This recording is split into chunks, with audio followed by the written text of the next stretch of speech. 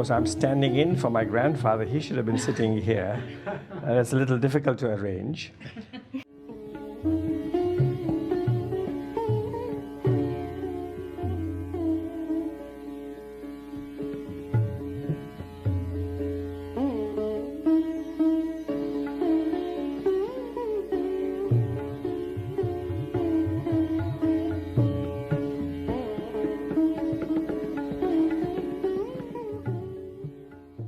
He was never actually in Egypt, although he passed through the Suez Canal in 1931 when he was going from India to England for political negotiations. But the British authorities did not allow him to land in Egypt, and did not allow Egyptian leaders to meet him.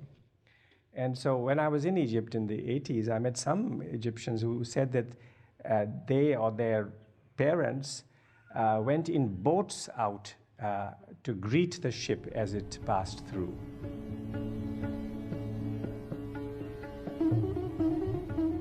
So the Egyptians in small boats moving to this big ship going from India to England. So that was the encounter between Gandhi and Egyptians who were also fighting for national dignity and independence.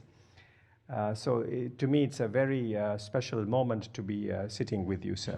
Thank you very much. It's a pleasure for me, Professor Gandhi. And also, of course, what has happened in Egypt in the last few months or a couple of years stirred the whole world.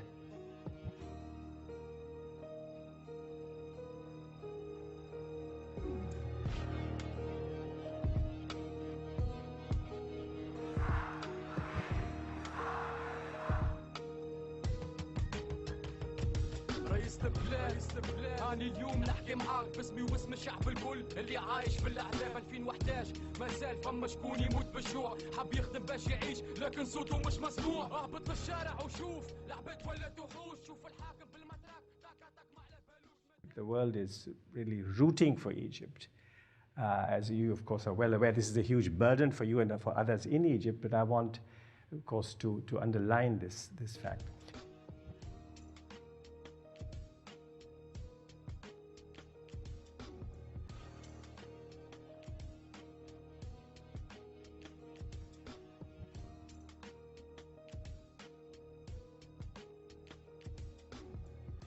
Now, I've written this very large book on my grandfather and his life. In some ways, it's also a critical account of some aspects of his life. My grandfather Gandhi, who the world knows, wearing not many clothes, and who adopted poverty as a way of life for himself, was born in a comfortable background. His father was an administrator. Some kind of a prime minister for an Indian prince in a small part of Western India.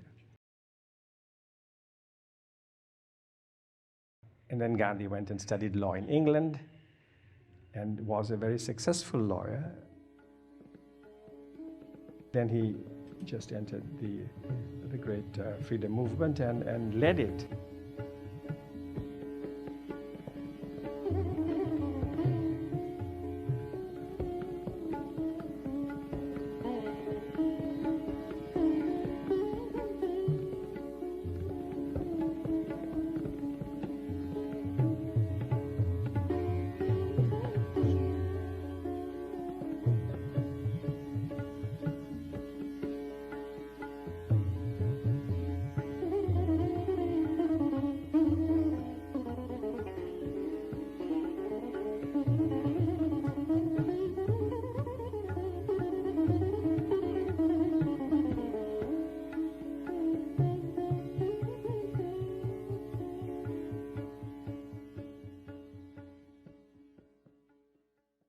The liberation of India was one of his goals. It was not the sole goal of his life. Uniting all the people of India. Now, India, like Egypt, is so diverse.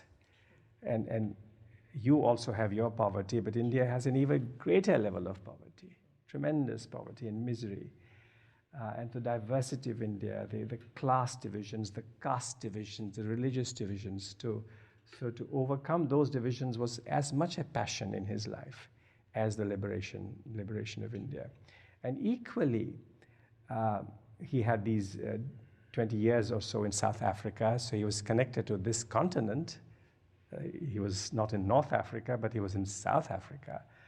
And for all his life, the unity of the exploited peoples of the world, the colored races of the world, the South, that is a very powerful goal for Gandhi, also for his close lieutenant and colleague Jawaharlal Nehru. So the collaboration between Egypt and India is not a new story.